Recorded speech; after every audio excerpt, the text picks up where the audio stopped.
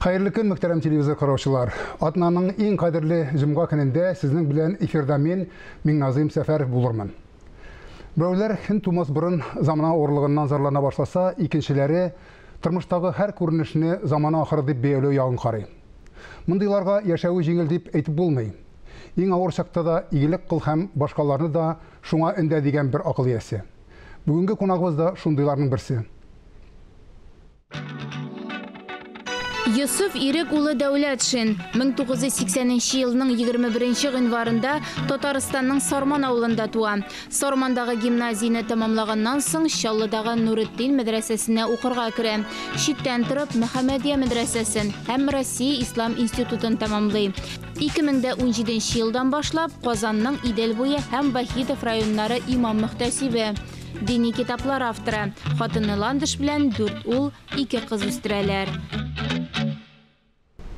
Assalamu alaykum Hazret. Wa alaykum assalam. Hayırlı günler bulsun. Вакыт тауып студияга килгән өчен Алланың рәхмәтләре булсын. Безнең менә шундый катлаулы чорда яшибез бүген. Алай дип әйтсәң инде чорның аның бер кайчан да җиңел булмагандыр, ләкин безнең чорга менә шундый туры килде. Берәүләрнең үзе теләгән бөтен нәрсәләр дә бар. Җирләре, заманча, иркен, машиналары әле берәү генә булса, теләгән җирләренә баралар, теләгән нәрсәләрне ашыйлар. Кыскасы dünyanın rəxətlerindən faydalanırlar. Həm bütün kişilər şöyle diye buluyorlar. Hem var ikinci tür kategori kişilər, onlar ite bilen takandan sonra bugün balalarımın nerse aşaltırmın iken, bugün kaya barırmın iken, nerse işlermin iken deyip çünkü andılar baksan üzerinin var kirimlerin kommunal hocalık çıgımlarını tatıp bitiren bolalar ya da roğa tatıp bitiren bolalar. Kıskası statistika məlumatları boyunca da Rusya'da 21 milyon şunda kişi var. 14%, 100 kişinin 14'ü şunda degan söz. İşlemek gerek degan sorauga kayınдар başlar uzak uylap durmayacağına revolütsiya sara gerek diye söyler. Lakin biz özümüz revolütsiya sap karamasak da revolütsiyanın nerse bilen tamamlanganını bilemiz. Jemişlerin tatıyız Allah'a şükür.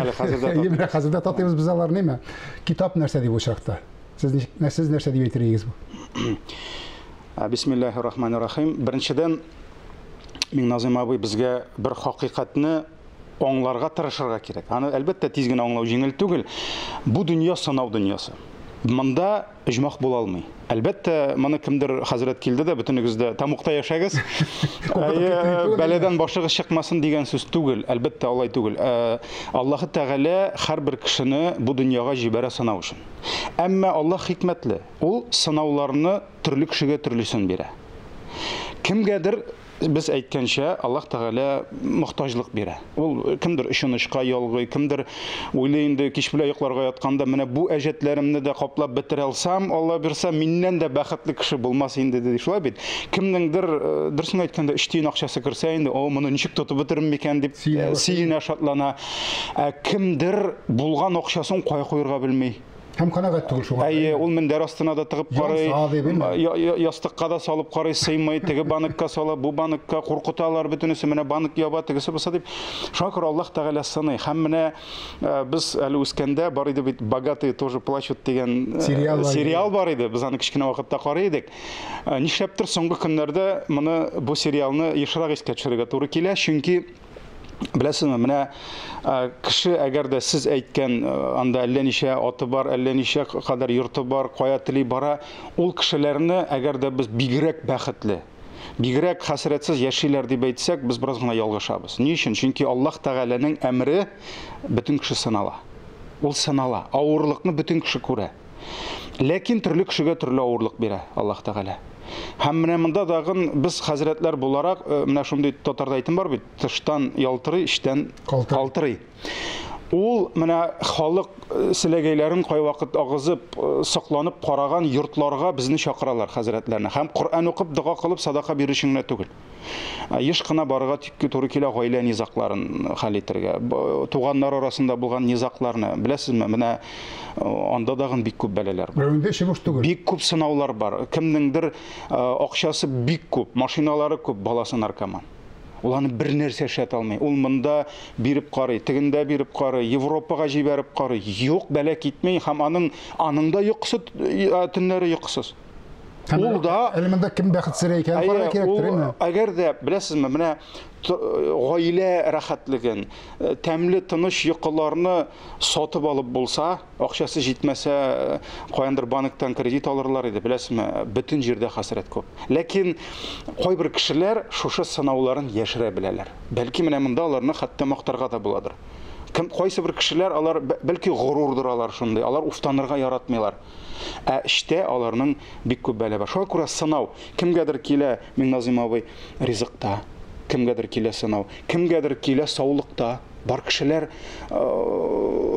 мәсәлән, әле бер көнне сөйләшеп утырдык, онкология. Бер елга 12 миллион акча. Даруга гына кирәк. Ул бит инде башка сыймый.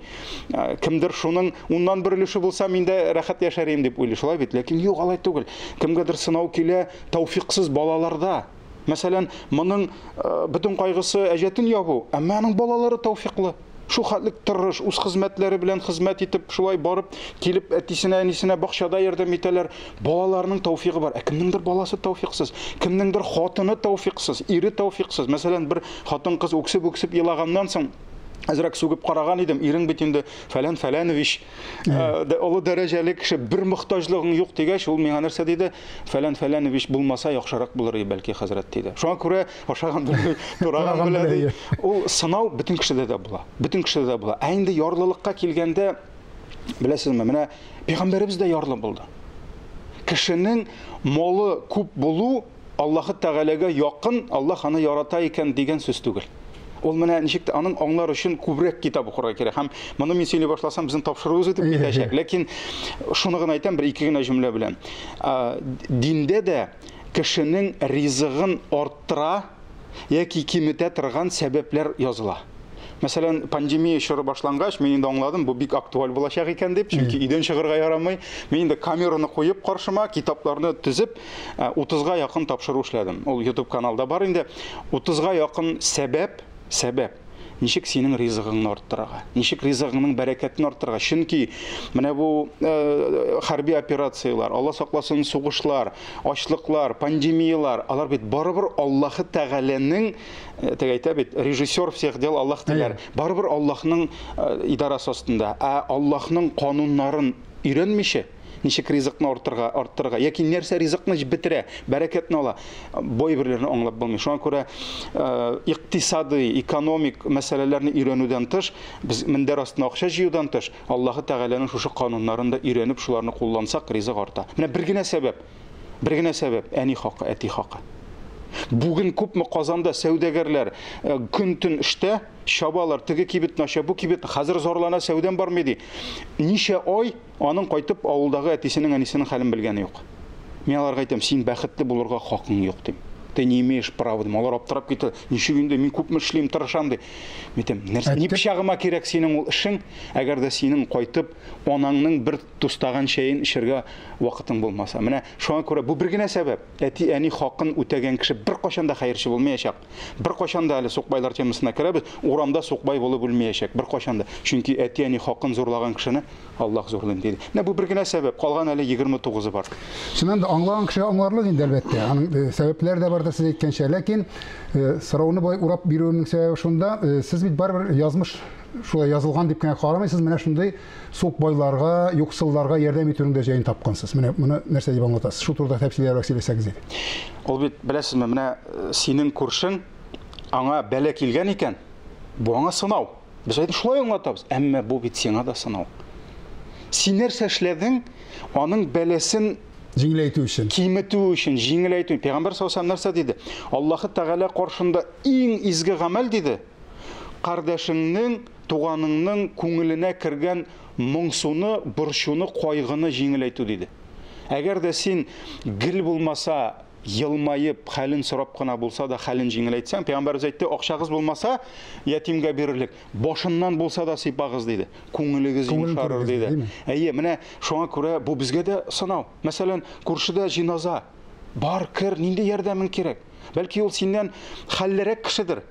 Ақшаң да керекми, садақаң да керекми, лекин нәрседер тотып торырга кирәк. Бәлки аның табын әзерләргә хәле юк, кәефе юк. Аңа бездә шулай бит татарда. Җеназа булса күршеләр табын әзерлиләр, ризык әзерлиләр. Ни өчен? Чөнки кемдер юлдан кайткан, кемдер хәтта шул үксеп елаган хуҗаны да хәлсезләнмәсен дип җитәкләп бер тустаган чәйен эчертсәң дә, менә шуңа күрә бу сиңа да сынау. Без ярдәм итәргә тиеш. Нинди мөмкинлегебез бар, Аллаһ Тәгалә безгә биргән, үзебездән авыррак хәлләргә без ярдәм итәргә тиеш. Ничек булдыра алабыз? Моның савабы, моның бәрәкәте, урысча әйтәм инде. Кстати, Миңназыйм абый, байлыгыңны, ризыгыңны арттыра торган тагын бер сәбәп ул кешегә ярдәм итү. Менә шуңа күрә мөселман кешесе кеше кайгысына сөенмәсә дә, биргәннән арта дигән сүз. Ләкин бирүчегә бир Аллаһ Тәгалә. Кеше кайгысына сөенмәсәк тә, Миңназыйм абый, без шабырга тиеш тизрәк аңа ярдәм итәргә. Шуңа күрә ул безнең изге бурычыбыз. Әлбәттә, шуннан да ислам динендәге мөселманнар мәхәллә булып гомер-гомергә менә бу проблемаларны үзара хәл итеп яшәгәннәр. Белүемчә. Үлем җитем килсә дә, янгын чыгып, берәр төрле бәхетсезлек килсә дә, мәхәллә хәл иткән. Совет власты түгел, Совет властына кадәр дип әйтәм инде. Бүген дә андый мәхәллә белән яшәүнең уңай мисаллары бар. Мәсәлән, Чувашиянең Урмай авылы белән мин анда бүген дә шундый ук принциплар белән яшиләр. Менә бу принцип заман авырлашкан вакытта дип әйтәбез, менә ярыймы бүген, керә аламы ул бүген? Ничек дип уйлыйсыз? Ул бит элек-электән без бит инде тарихны күпмедер дәрәҗәдә күрәбез. Хәтта мөселманнар гына түгелдер ул халыклар мәхәллә булып яшәгән. Община урысча әйткәндә приход дип килә бит инде, шулай бит. Мәхәллә булган халыкта ул бит кайчандыр дәүләт, мәсәлән, бүгенге көнгә кадәр ярдәм иткән кебек мәктәпләр төзү, балалар бакчасы төзү, больницалар төзү, бер нәрсә әйтеп булмый, Миңназыйм абый. Мин теге дәүләткә мәдхия уку өчен чакырылмадым монда, әмма дәүләтнең шул кадәр инвестициялары булды. Әллә нинди кай вакыт 20 йортлык хуҗалыклык авылда клублар төзелде, менә мәктәпләр тора, шулай бит, әле баласы гына юк. Менә шуңа күрә ничектер безнең хаҗәт бетте нигә? Мәхәллә булып яшәүгә. Хәтта элек бит инде йортны бурап, урман кисеп, әйтәләр бит инде ярты урам җыелып күтәргәннәр. Ахыр бөтен кеше бай. Хәзер хәтта хәзер әҗәткә акча да кирәкми күршедән, чөнки ана остановка сайын Казанда деньги мигом, быстро деньги. Беркем туган да кирәкми, әле туганым поручитель итеп көтәләр. Шуңа күрә ул мәхәллә булып яшәргә тиеш. Менә барасың кайбер авылларга, нигә безгә хөкүмәт мәктәпне ремонтламайды? Нигә мәктәпсез җыелыгыз дагын ремонтлап карагыз, хөкүмәткә үрнәк күрсәтегез. Менә элек бит инде байлар, меценатлар, алар бит мәчет чиркәвенә салмаган. Мәсәлән, борынгы хастаханәләр, шифаханәләр, больницаларны кем салган? Меценатлар салган. Мәктәпләрне дә әле менә әкрен генә хәкереп бара ул. Байлар, ләкин ул башкарак максат беләндер, бәлки международный школалар салалар. Ләкин ул әйберне без кайтарга тиеш. Авылны төзекләндерергә, чыгарга кирәк бергәләп. Нигә без мәсәлән хөкүмәтне сүгәбез, авыл советын сүгәбез, су буйлары пычрак дип. Әйдә җыелык та зиратны караңгылар. Яки зиратны карang. Әйдә чистартыйк, әйдә карыйк зиратны. Менә бу хөкүмәтнең хәтта мин аны бик яхшы программа дип уйлыйм. Авылда сөйләшәбез бит инде. Мәсәлән, авыл 1 сум бирсә, хөкүмәт 4 сум кайтара. Ул уникаль проект. Аны зарлансалар да, кайбер районнар 100 сум өчен зарлана, кайбер районнар 1000 җыя. Ләкин шуннан да нәтиҗәсе бар. Юлы да, башкасы да, ул мин аны хавадан алып ишеткән, Google'дан укыган әйбер түгел. Мин авылда сөйләшәм. Шуңа күрә кеше мәхәллә булып яшәргә өйрәнергә тиеш. Ул мәхәллә булгач, ул димәк бердән бер зур гаилә дигән сүз. Бер-берсенең кайгысын белә торган, бер-берсенең шатлыгын белә торган. Алайса һәркем үз өендә яши, беркемгә кирәкми. Күршеңдә кем тора дисәң, әле авылда, мин үзем бит инде Сарманда яшәдем, Түбән Камада яшәдем, Казанда. Беләсезме, яшәгән җирең зурайган саен, анда беркемне белми. Ярый, менә Сарманда без бөтенебез бер-беребезне беләбез. Исәнләшәбез. Шулай бит, исемен белмәсәң дә, ул Сарман кешесе, исәнләшәбез. Чит кешене беләбез. Бу Сарман түгел дип әйтәйек. Хәзер инде берсен дә танымыйм. Ләкин Түбән Камага килгәч, бер Сарман, ярты Сарман бер йортта яши. Ләкин беркемне белми. Әле ярый, бер елны су басты өстәге кеше, бөтенебезне бастырды. Танышып беттек.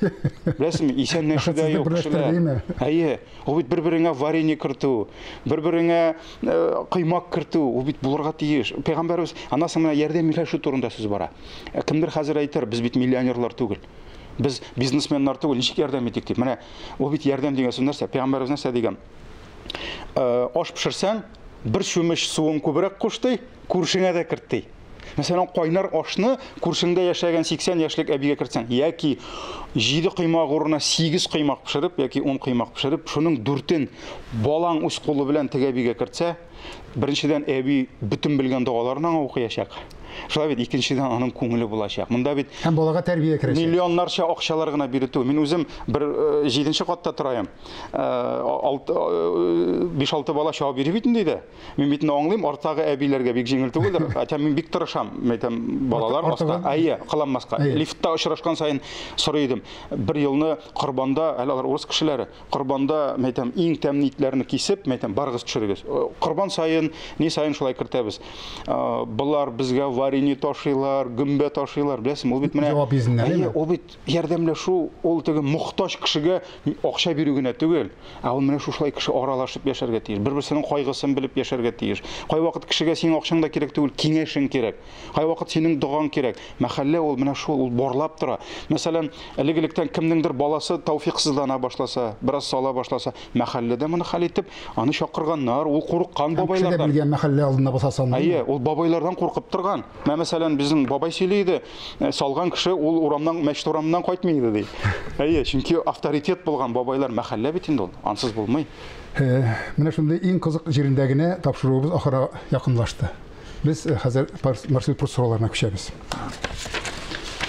Сезнең төп сыйфатыгыз үзегезнең? Хайыр сүзен мактарды, мин инде үземне мактап утыра алмыйм, ләкин минем тормышта ул принцибы, мин Назым абый, кеше бу дөньяга килгән икән, ул файдалы булырга тиеш. Һәм үзе өчен генә түгел, үз гаиләсе өчен генә түгел, кешелек өчен. Иратлардагы сез кайсы сыйфатларны югары бәялисез? Минемчә, иң хайырлы сыйфатларның берсе җаваплылык. Әгәр дә ир кеше җаваплылык алган икән, кемнеңдер кызын барып алган икән, ул җаваплы булырга тиеш. Ниндидер эшкә урнашкан икән, ул җаваплы булырга тиеш. Хатын-кызлардагы? Хатын-кызлар, нәрсә дип әйтим инде? Әлбәттә, җаваплылык һәркемдә дә, ләкин хатын-кызның үз җаваплылыгы. Ирнеке үз җаваплылык. Менә шуңа күрә безнең проблема китә нәрсәдә, хатын-кызлар ирләр урынына керә башласа, менә шунда зирәк тәртипсезлек китә. Сезнең өчен иң зур бәхетсезлек нәрсә ул? Бәлки инде иң зур бәхеттән күрсәк инде аның киресе, әгәр дә син килеп бу дөньяда синнән ни бер файда булмаса, ник туганыңа үкенеп, менә кайбер 30 яшьлек ирләр ник туганнарына үкенеп йөриләр. Менә әйтәләр бит, ни Аллага, ни бәндәгә. Менә бу инде бу зур бәхетсезлек инде. Әгәр дә син ни Аллага, ни бәндәгә дип яшәсәң, ни анаңны сөендерә алмыйсың, сине үстергән, ни хатыныңны, ни балаңны, менә бу зур бәхетсезлек инде. Рәхмәт, ихлас җавапларыгыз өчен. Барыбызга да шулай итеп бәхет тип яшәгән насыйп булсын. Амин, амин, һәрберебезгә дә. Зарлану башкаларга начар тәэсир итүдән тыш, иң элек моңзар итүченең үзен эчтән кимерә диләр психологлар. Тормыштан ям һәм тәм табып яшәгән насыйп булса дигән теләктә бүгенге сезнең белән сау булышам. Исәнлектә күрешик.